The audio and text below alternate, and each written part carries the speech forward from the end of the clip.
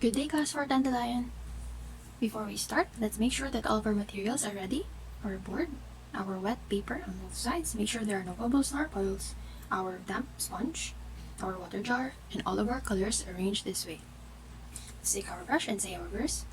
Now I hold my brush so gently in my hands with loving care. Watch the colors flow so softly on my paper, clean and clear. A lovely rainbow, see it span, so brightly shining on the land. It is so red, gold, green, and blue. I want to paint it now with you. Iwas, iwas, iwas. Maligo at maghugas. Pinsel ay patutuyuin. At sisiguraduhin, maayos at magkakasama. Today we're going to be painting the three Norns. The first thing we're going to be painting is what is in the backmost part of the scene, which is the sky.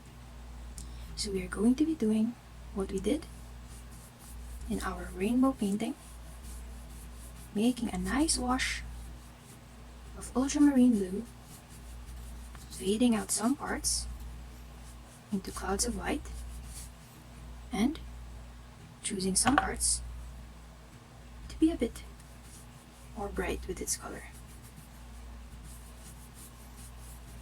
We are going to avoid leaving harsh edges like this by pulling and pushing the paint, and we make sure always that we never rub our brush. We always move away from the bristles and lift and go the other way. We never rub because that will make the bristles fray. So we continue on this and watch out for all of those harsh edges. Make sure to fade them out. And you can also use your water to help you push the paint if you need.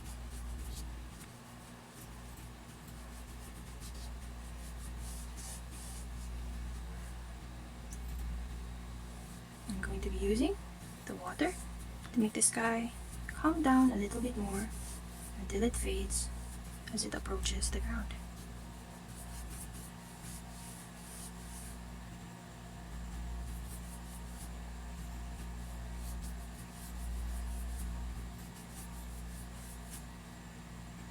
Now we don't want to overwork this, so we try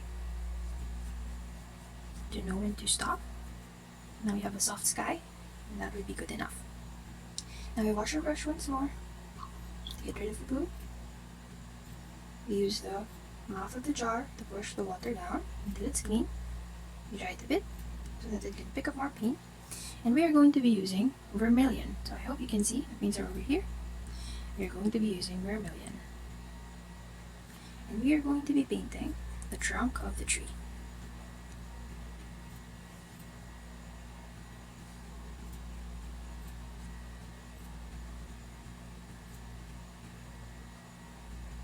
And just like your drawing, you are going to be making a very thick, strong trunk. For this is where the three Norns spend all of their time watching the fates of the gods.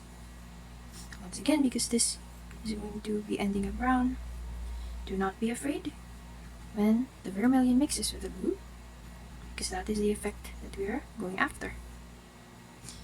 Let the bigger branches branch out into smaller ones, gently with your brush again.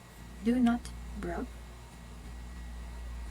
And let the smaller ones become even smaller ones. For plenty of leaves to have room for later. Now we are going to be adding a bit more of the roots, because big trees need wide, strong, big roots to hold them up.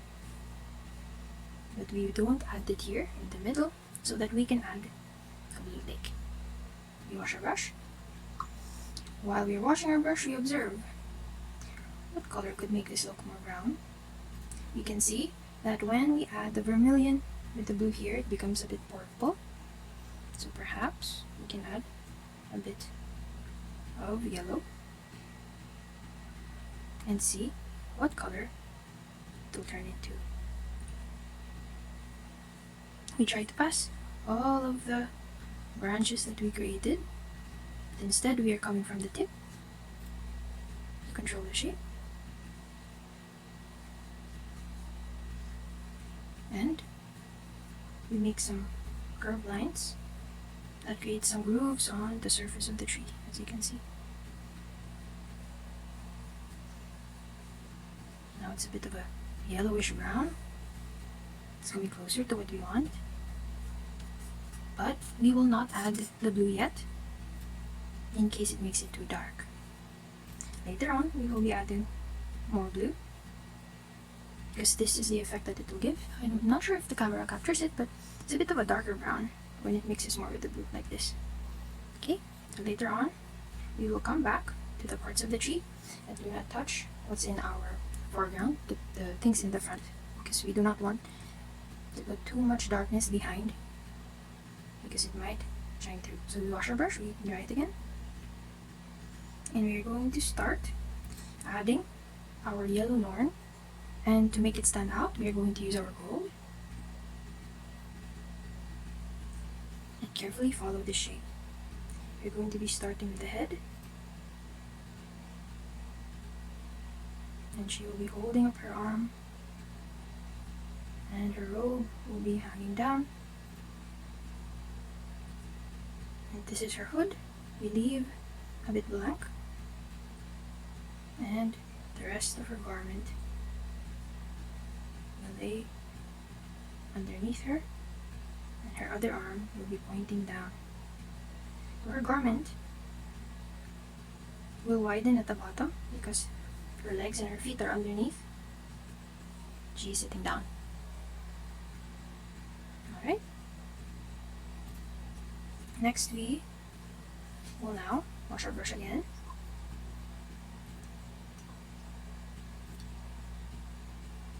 And dry it. And we are going to paint the red one on this side. We're going to use Carmine Red for this. And she's going to somewhat mirror her sister on the other side. Perhaps we let her hold the string down. Now I'm moving my brush vertically a bit to make way for a face, just like here. I'm leaving a shape. It doesn't have to be perfect. And she will also be holding the strings they are spinning. And her garment will also be around her feet and her legs.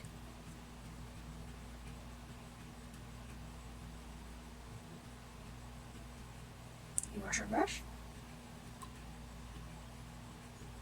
And we always do this step when we do. And then we dry it. And at last we add the blue one. And we will be using our ultramarine blue. But we are going to be dipping a little more than we did for the sky. And for this one, we're going to make her face forward. And so there will not be a thick side like these two. Both sides will be thin. And we will try to occupy the space very carefully between the other two Norns. This color allows us to do things lightly first. We try to get as close without making it fade or wash away. But if it touches a bit, no need to worry. You can do the technique from last week where you wash and dry your brush to try and pick up the paint. So now we have the three figures. We're going to be washing our brush. And for the lake, we're going to be using a different blue. We're going to be using, wash and dry, our Prussian blue. And we will be carefully coming from the bottom of our paper because we don't want to do it too dark. So after we place the Prussian blue here, we will dab all around the same Prussian blue so that we can blend it with yellow afterwards and make the grass all around. So for now, we can dab it like this. Mine is a bit dry, so it's not really spreading too much, but that's okay. We also use it for the leaves.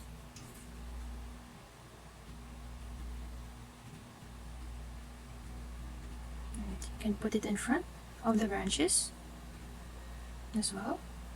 We spread them all around And you can even do this where you use the flat side of your brush to make it thin out a bit, so it's not so concentrated like this. Now that we have enough Prussian blue, try to flatten it a bit. And before we go back to yellow, if you still have some, you can now define the blue horn with this color to make her even more bright. So depending on how well mixed your paints are, it might appear that the ultramarine is a lot lighter than the Prussian blue. So when you want something that's blue, and it doesn't matter which, you try to do ultramarine first to get the shape, and when you get the shape, you use Prussian blue to define it.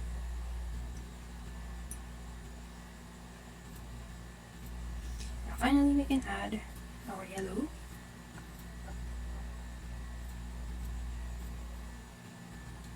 And we're going to be blending it with the Prussian blue.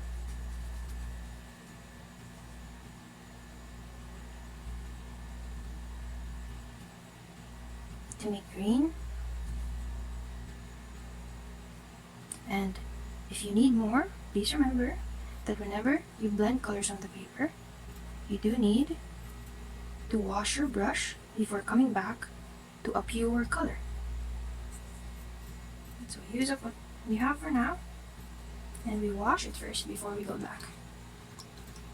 Now if you do this part where you let the lip of the top of the jar push the water out, then you don't really need to change your water too much. So we go back to yellow, maybe get a bit more this time, and we'll add to the grass.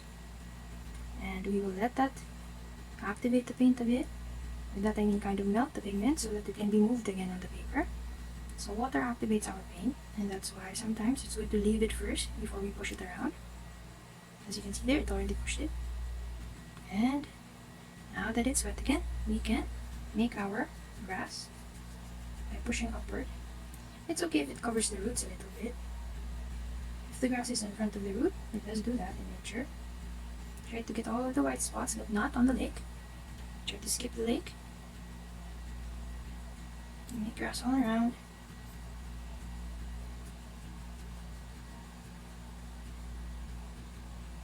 Maybe you want to add more green here. Now it's green on your brush because the two colors blended on your brush. So if you see something here on the tree that you would like to cover up, like maybe it's too blue like mine, you can add more of your green. But it's okay if it's not all the same all throughout. Even when you stare at the tree, there are different shades. Alright, so we wash our brush. And you're now going to be making the lake by wetting the Prussian blue we left here. If you missed this step, you can just get a bit of Prussian blue and let it spread around.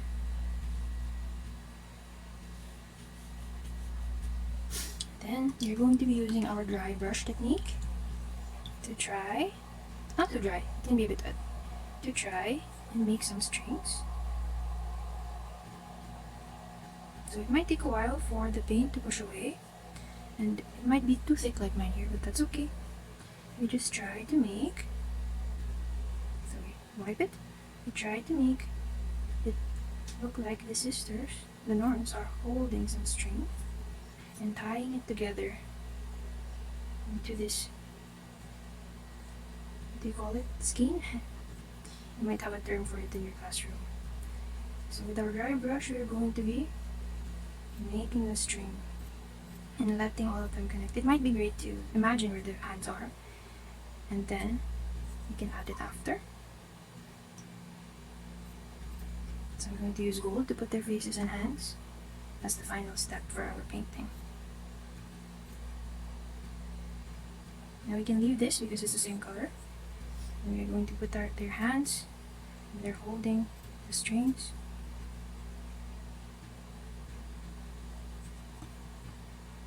And we wash our brush, we dry our brush, and these back and clean before you leave your painting to dry.